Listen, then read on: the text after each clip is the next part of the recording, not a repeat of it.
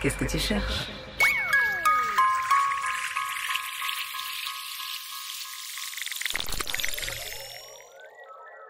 Avoid Contact. En 2019, un magazine australien a publié un article sur le mannequin Adu Takesh Bior, né au Soudan du Sud, mais a imprimé une photo d'une autre mannequin noire, Flavia Lazarus. L'anecdote racontée par une journaliste de la BBC est-elle une erreur innocente ? Pas tant que ça. Plusieurs personnalités noires, à l'instar de l'acteur Samuel L. Jackson, ont déclaré avoir été confondues avec d'autres célébrités noires. Une confusion qui interpelle les scientifiques depuis longtemps, mettant en cause le conditionnement du cerveau qui identifie mieux les visages des personnes de leur propre origine ethnique et a du mal à reconnaître ceux des autres ethnies. Nous recevons aujourd'hui dans Qu'est-ce que tu cherches l'un des spécialistes du domaine, le professeur en psychologie sociale et cognitive, Jacques Pie. Bonjour. Bonjour.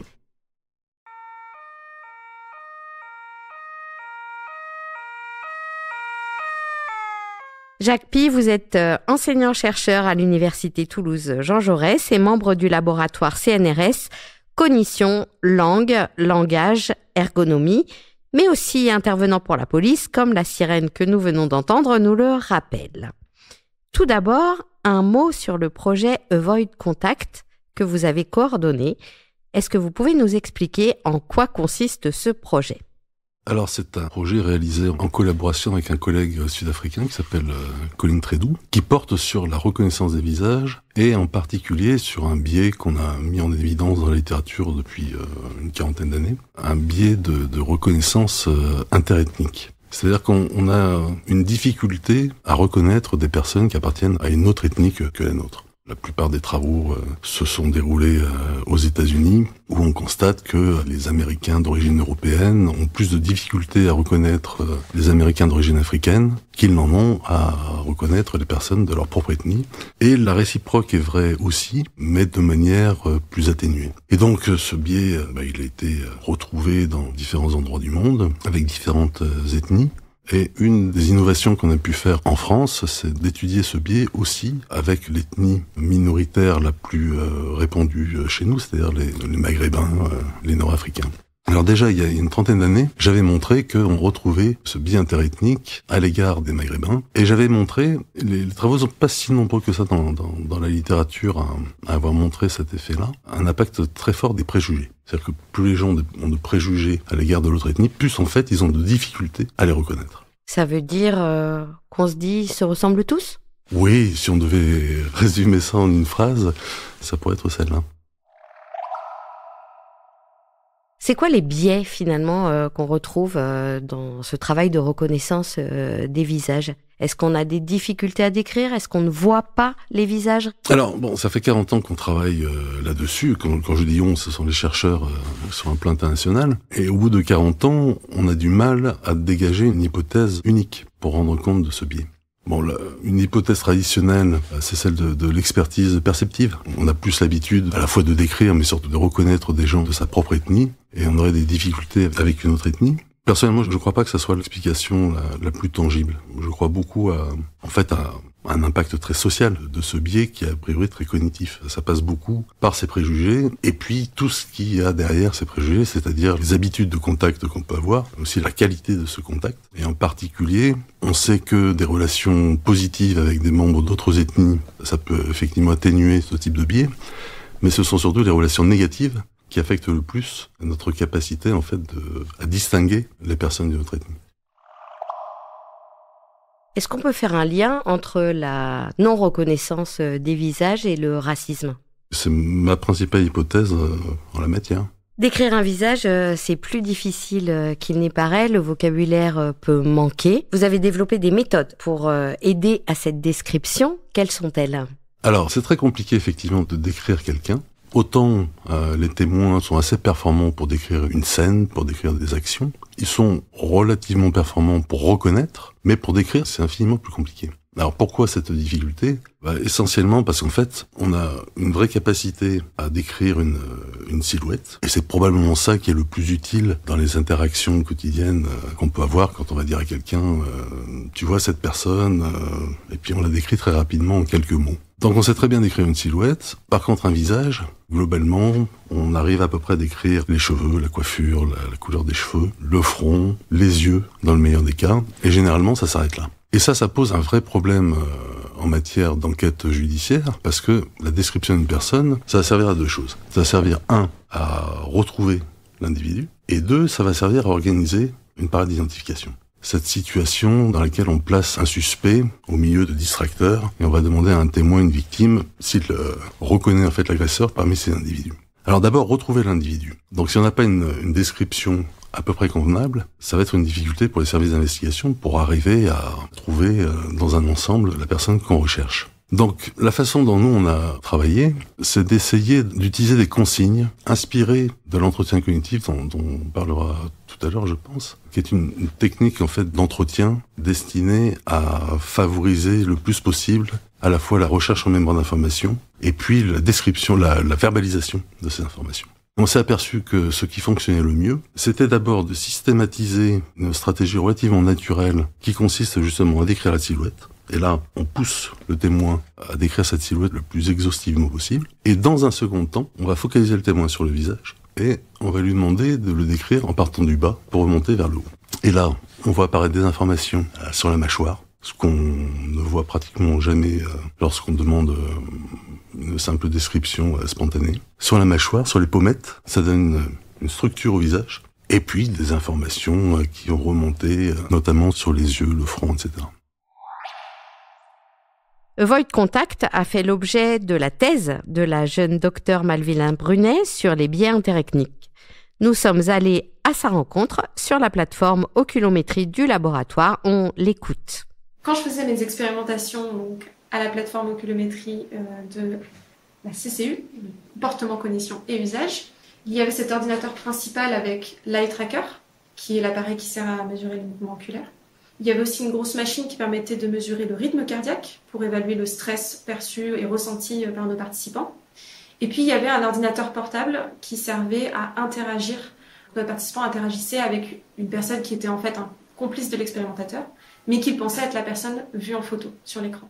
Alors, quand on entendait Malvina Brunet dans le laboratoire, elle faisait part notamment d'une partie de son travail qui consistait à montrer des visages et à suivre le regard des observateurs sur les visages. Et finalement, on commence plutôt par les yeux et on descend dans le visage quand on le regarde. Est-ce que c'est bien ça ? Alors là, il y a une vraie incidence en fait de l'ethnie à laquelle on est confronté. C'est-à-dire que lorsque, en tout cas les Européens, regardent des visages européens, il y a un focus sur les yeux qui est très net. En revanche, lorsqu'ils regardent des visages de personnes d'origine africaine, il y a une distribution du regard qui est beaucoup plus importante, notamment sur la bouche, qu'on voit beaucoup moins lorsqu'on regarde des Européens.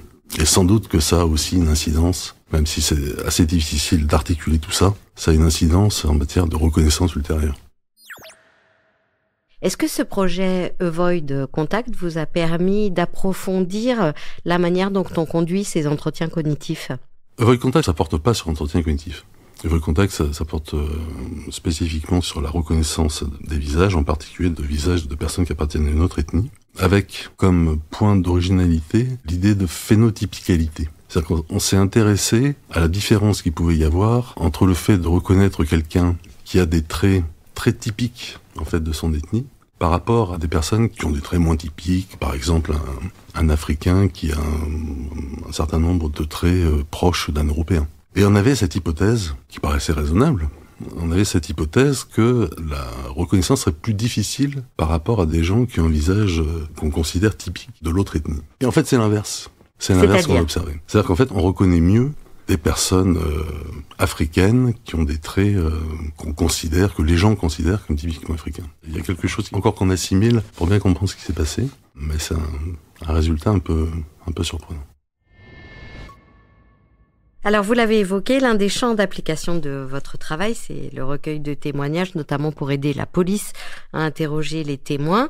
Vous avez d'ailleurs coécrit un ouvrage intitulé « Témoins sous influence », influence au pluriel, où vous faites la démonstration que ce n'est pas si facile de se souvenir d'une scène. Notre mémoire nous trompe. Qu'est-ce qui finalement influence notre mémoire ou altère l'exactitude des témoignages ? C'est une question très très vaste. D'abord, le principal facteur, il est attentionnel. Pour pouvoir se souvenir d'une scène, il faut y prêter un minimum d'attention. Et donc ça passe par l'identification, en fait, du caractère délictuel ou criminel de la scène.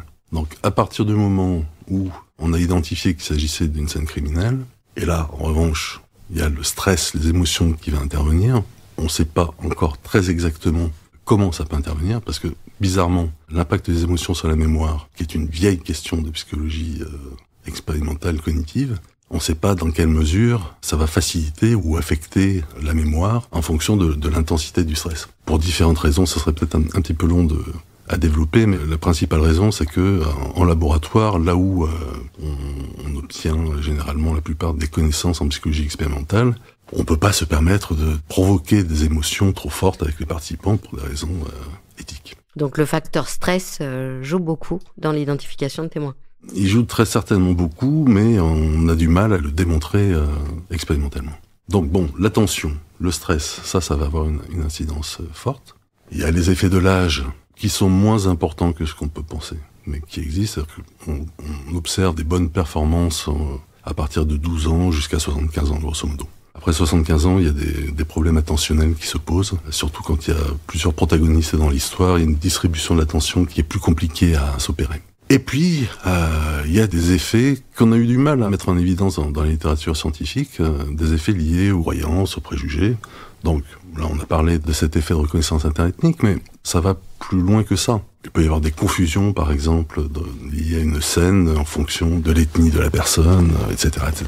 Donc ça, c'est très compliqué à montrer expérimentalement dans un champ judiciaire, mais en revanche, moi je l'ai étudié dans un cadre un petit peu différent, dans lequel il y a aussi des enquêtes mais qui ne sont pas des enquêtes criminelles, ce sont des enquêtes liées à des objets, des phénomènes aérospatiaux non identifiés, des ovnis, quoi.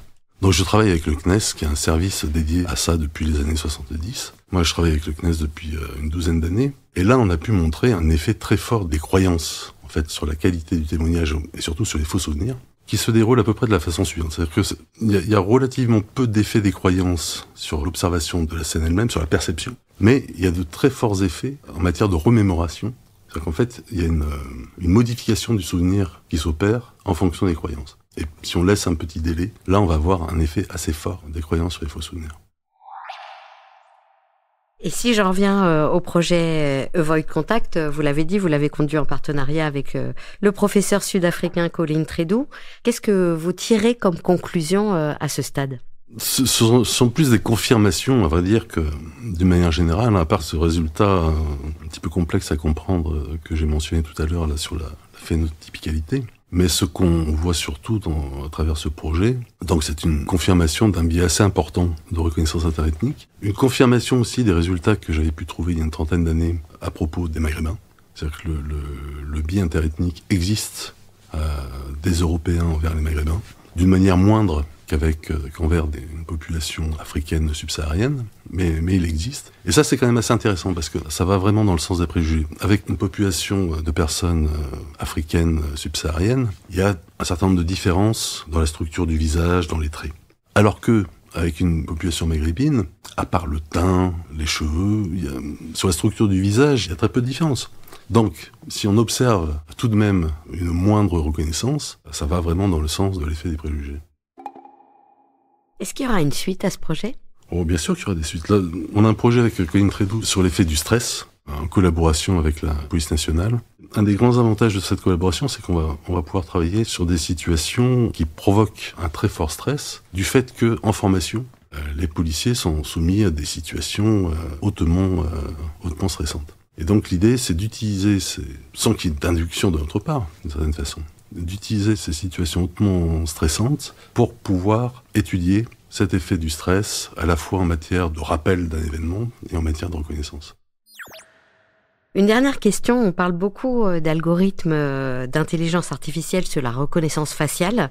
Qu'est-ce que vous en pensez ? Est-ce que dans l'avenir, l'IA pourra être une aide efficace, notamment pour la police ? Alors, nous on utilise l'intelligence artificielle, surtout mon collègue Colin Tredoux, qui a créé en fait un logiciel pour créer en fait des visages. Et c'est assez intéressant parce que ça permet de faire des manipulations assez fines, notamment sur les traits, sur la phénotypicalité, etc., etc. Donc, tout ça pour dire que on n'est pas opposé par principe à l'utilisation de l'intelligence artificielle. L'intelligence artificielle au service de la police, disons que ça me laisse un petit peu perplexe. Dangereux ?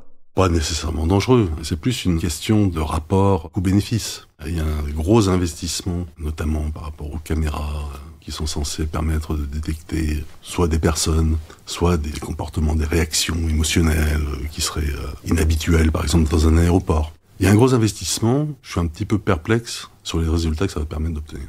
Merci professeur Pi pour cette sensibilisation à l'influence des biais dans nos témoignages. Il est temps de refermer cette émission. Merci. Merci à vous. Qu'est-ce que tu cherches est un podcast produit par le CNRS. On peut en retrouver tous les épisodes sur les applications. Et bien sûr, si cet épisode vous a plu, n'hésitez pas à le partager autour de vous. À bientôt.